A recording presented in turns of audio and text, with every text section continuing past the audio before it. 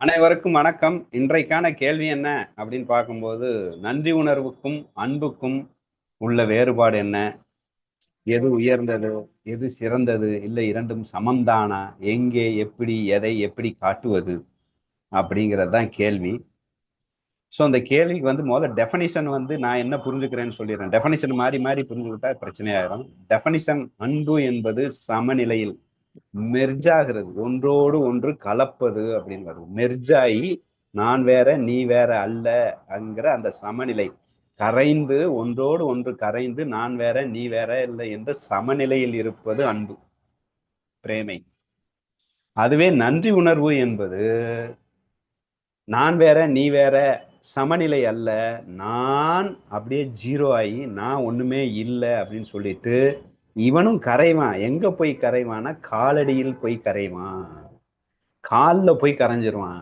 அப்போ காலில் போய் கரைகிறதுக்கும் ரெண்டு பேரும் கட்டி பிடிக்கிறதுக்கும் நிறைய வித்தியாசம் இருக்கு. ஒருவன் சாஷ்டாங்கமா காலில் விழுந்து மெர்ஜாகிறதுக்கும் இருவரும் கட்டி பிடித்து மெர்ஜாகிறதுக்கும் உள்ள வித்தியாசம்தான் பிரேமைக்கும் நன்றி உணர்வுக்கும் உள்ள டெஃபனிஷனாக நான் கருதுகிறேன். இப்போ அதை வச்சு பார்க்கும்போது நன்றி உணர்வு என்பது எல்லோரிடம் வருமா அப்படின்னா வருவதற்கு சாத்தியம் இல்லை தான்.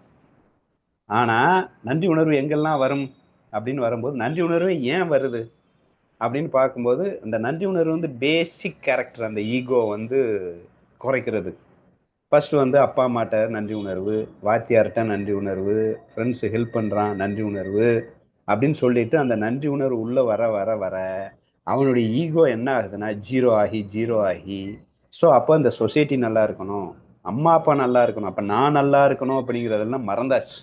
அம்மா அப்பா நல்லா இருக்கணும், அந்த சொசைட்டி நல்லா இருக்கணும் அப்படிங்கிற ஒரு ஃபீலுக்கு கொண்டு போய் அங்கே மொத்தமே நன்றி உணர்வோடு தான் இருக்கணும். அங்கே சமநிலைன்னு பார்க்க முடியாது. எக்ஸாம்பிள் குருகிட்ட நான் பிரேமை காட்டலாம் முடியாது, நன்றி உணர்வு தான் இருக்க முடியும். அது ஞானதேவரே அப்படித்தானே சொல்றாரு.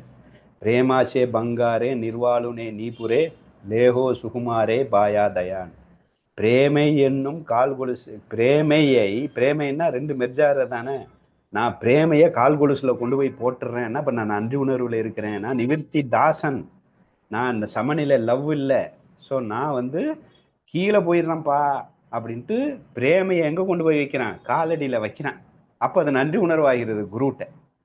ஐக்கிய அனுபவ அஞ்சலி சர்வ இந்திரியா குடுமொழி பரூனி புஷ்பாஞ்சலி ஆர்கியூ தேவா அப்படிங்கிறான்.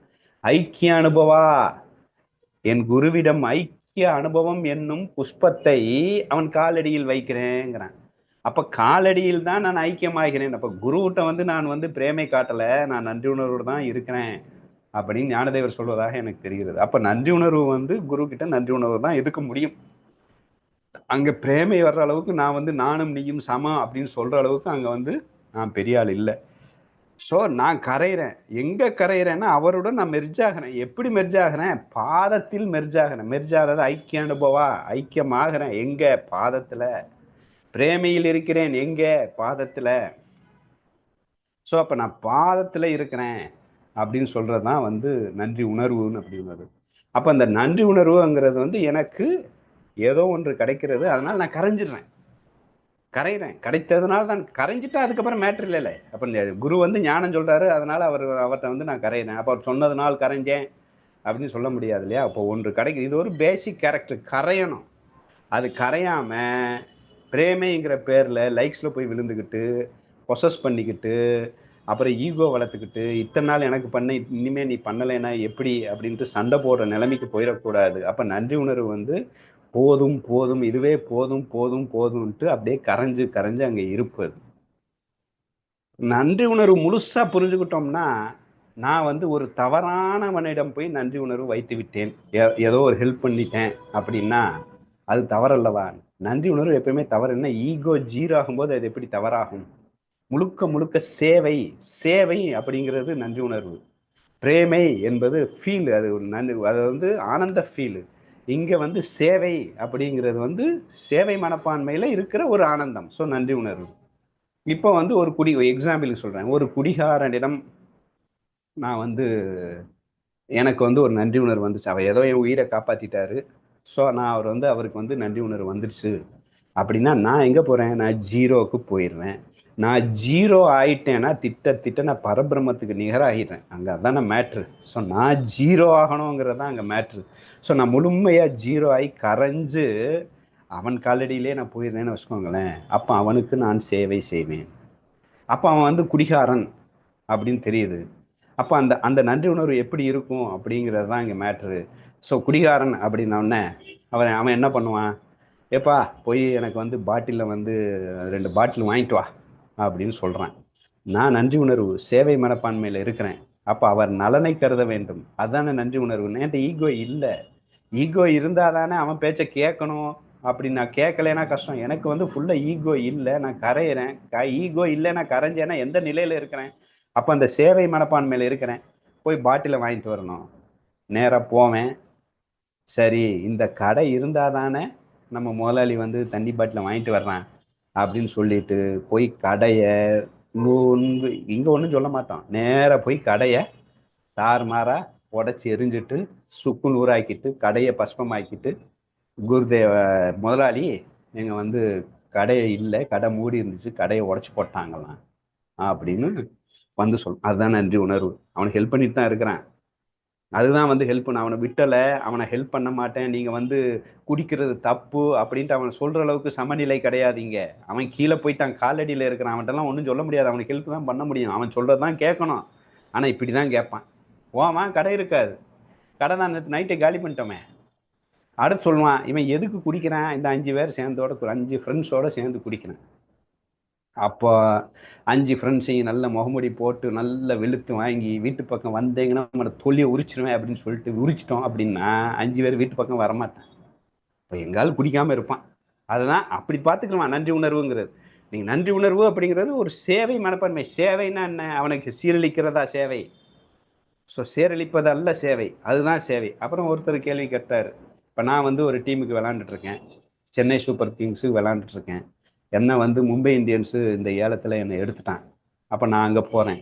இப்போ இந்த டீமு தான் என்னை காப்பாற்றியது, இந்த டீம் தான் என்னை ஊட்டியது, இந்த டீமு தான் கீழே இருந்து மேலே வர சொன்னது, இந்த டீமு எனக்கு சான்ஸ் கொடுத்ததின் விளைவு அந்த விளையாட்டை பார்த்து தான் இப்போ மும்பை இந்தியன்ஸ் என்னை எடுத்திருக்கான், பல கோடி ரூபாய் எக்ஸ்ட்ரா கொடுத்து. அப்போ அனைத்துக்கும் மூலம் யார்?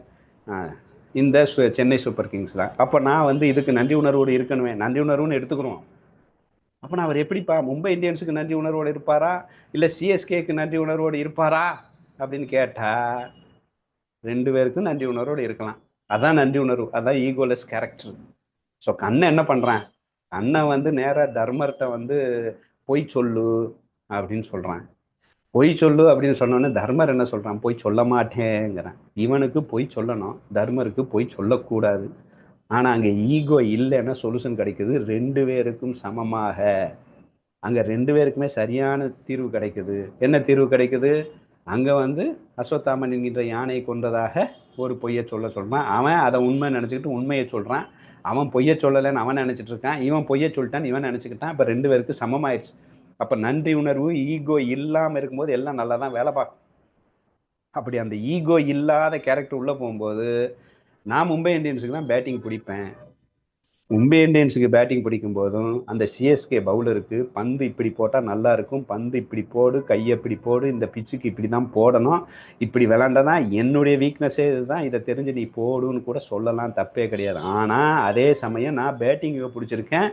என்னுடைய முழு நன்றி உணர்வை இந்த பேட்டிங் டீமுக்கு என் பேட்டிங்கில் நான் வெளிப்படுத்துவேன்.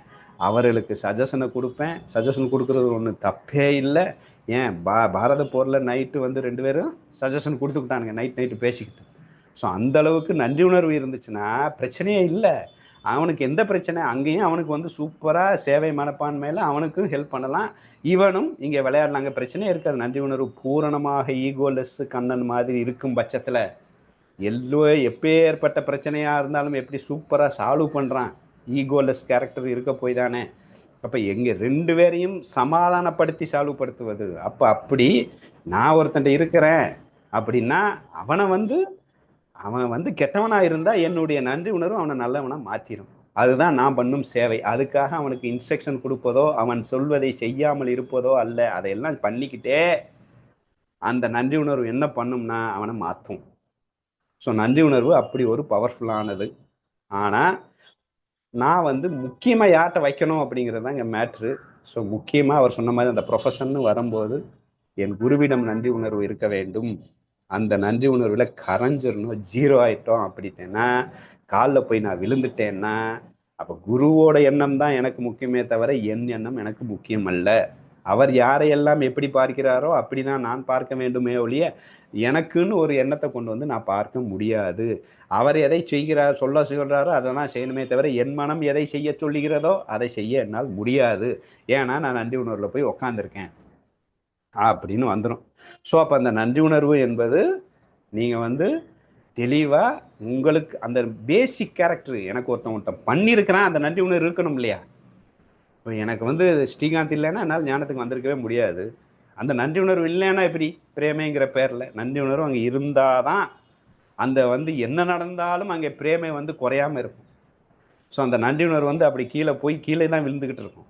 ஸோ என்ன நடந்தாலும் அங்கே வந்து அந்த நன்றி உணர்வு வந்து அந்த ஃபீல் வந்து ஒரு ஒரு ஒரு என்ன பண்ணுறது, அந்த அந்த அந்த சேவை அந்த அவனுக்கு நல்லது நினைக்கணும், நல்லது பண்ணணும், நல்லா இருக்கணும் அப்படிங்கிற அந்த ஃபீல் வந்து சுற்றிக்கிட்டே இருக்கும் அந்த நன்றி உணர்வில். ஸோ அந்த நன்றி உணர்வுங்கிறது ரொம்ப ரொம்ப முக்கியமான ஒரு கேரக்டர். அந்த நன்றி உணர்வுனா என்னன்னா தன்னை கரைத்தல், ஈகோ ஆகுதல். நான் அப்போ நான் எனக்கு பண்ணிட்டேன், எனக்கு தேவையில்லை, அவன் நல்லா இருக்கணும், அவனுக்காக அப்போ நான் இல்லை நான் இல்லை நான் இல்லை நான் இல்லை, அது பூரா பரிபூர்ணமாக நான் இல்லை அப்படிங்கிற அந்த உணர்வுக்கு வரணும். இது வந்து தனக்கு செயலிடம் நன்றி உணர்வுடன் இருப்பது. அப்போ தாய் தந்தையிடம் நன்றி உணர்வு இருப்பது கிளாஸ்க்கு போகாதே அப்படின்னு சொல்லணும்னா, போகாமல் அதே சமயம் கிளாஸுக்கு வரும் அந்த ஒரு யுத்தியை கடைபிடிப்பான். ஏன்னா அங்கே நன்றி உணர்வு இருக்கு. ஸோ கிளியராக வந்து ஒரு ஸ்டேஜில் அவங்களே நீ கிளாஸ் போ அப்படின்னு சொல்லுவாங்க. இவனுடைய அந்த நடத்தையை பார்த்து அந்த நன்றி உணர்வு பரிபூர்ணமாக இருந்தா. நமக்கு இங்கே பிரச்சனையே வந்து அந்த நன்றி உணர்வு எங்கேயோ மிஸ் ஆகி பிரேமையும் மிஸ் ஆகி, நன்றி உணர்வு இல்லைன்னா பரவாயில்ல, பிரேமை இருந்தாலும் பரவாயில்ல, பிரேமையும் மிஸ் ஆகிறதுனால தான் இங்கே பிரச்சனை. ஸோ அடுத்து மீதி எல்லோரிடமும் பிரேமையுடன் இருக்க வேண்டும். எத்தனையோ பேரை நான் பார்க்குறேன், பழகிறேன். ஸோ வந்து நான் வந்து முழுக்க அங்கே சமநிலை நோக்கோடு, ஏன்னா நான் வந்து யார் எங்கே எனக்கு அந்த ஈகோ இல்லை அப்படிங்கிற அந்த கேரக்டரை ஒரு சமநிலையை கொடுக்கும். ஸோ அந்த சமநிலை அப்படிங்கிறது நான் நீ அப்படிங்கிறது, நான் ஜீரோ ஆகி நான் நீ அப்படிங்கிற அந்த ஃபீல் வரும்போது மீதி எல்லோரிடமும் சமநிலையிலே பிரேமை காராட்டி மெர்ஜாகி அவனுக்கு ஈக்குவலாக வந்து நான் வந்து சஜஷன் பண்ணி நானும் நீயும் ஒன்றுங்கிற ஃபீலில் நான் கலந்து எல்லா வேலையும் பார்க்கலாம், எல்லாத்தையும் பார்க்கலாம். ஆனால் சில இடத்துல வந்து நான் நன்றி உணர்வுடன் இருக்க வேண்டும். அந்த பேசிக் கேரக்டர் இருந்தால் தான் அந்த பிரேமையே வரும். இந்த பேசிக் கேரக்டர் கீழேருந்து வரணும். என் தாய் தந்தையிடம் நன்றி உணர்வு இருக்க வேண்டும், நண்பர்கள் இந்த ஹெல்ப் பண்ண நண்பர்களிடம் நன்றி இருக்க வேண்டும், எனக்கு ஹெல்ப் பண்ண வாத்தியார், அந்த பேசிக்கில் அந்த நன்றி உணர்வு வந்து கடைசியில் குருவிட்ட வரும்போது அந்த நன்றி உணர்வு முழுமையாகி கரைஞ்சி ஜீரோ ஆகி அப்போ பார்க்கும்போது எல்லோரையும் பிரேமையாக பார்க்க தூண்டும். ஸோ அப்போ குரு கிட்ட முழுக்க நன்றி உணர்வு, அதுதான் பேஸு, அதுதான் ஜீரோ. அப்போ குரு அது மூலியமாக ஒன்று அதுதான் விதை, அதில் வளர்றதான் அந்த பிரேமை என்கின்ற மரம். அப்படி அந்த மரம் வளர்ந்தாலும் அந்த குரு கிட்ட நன்றி உணர்வு தான் கடைசி வரைக்கும் இருப்பான். அதுதான் ஞானதேவர் வந்து நிவர்த்தி தாசன் சொன்னார் என்பதை புரிந்து கொண்டு, ஸோ நான் நன்றி உணர்வுடன் முழுமையாக என்னை கரைத்து பிரேமையிலே நிறைந்து எல்லோரிடம் இருக்க ஆசைப்படுகிறேன் அப்படின்னு நான் புரிஞ்சுக்கிறேன்.